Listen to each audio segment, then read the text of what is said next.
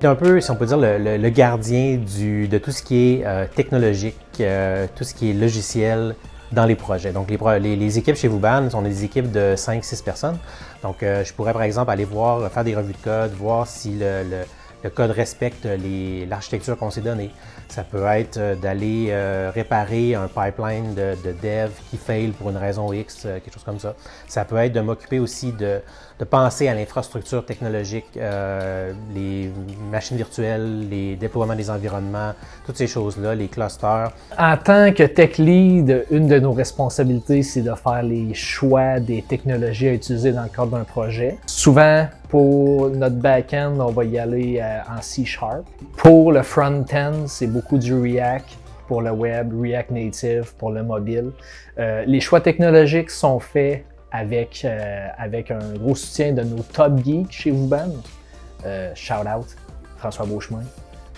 Un bon tech lead, d'après moi, ça prend un sang-froid parce que des fois, on est aux premières lignes. Là, quand il y a un problème en production, là, il faut être capable de se revirer rapidement.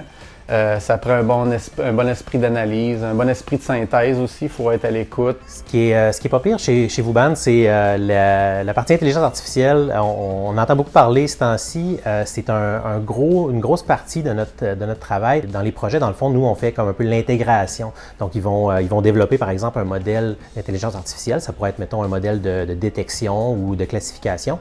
Puis, nous, ça va être notre rôle de l'enrober, d'en faire une application en fin de compte.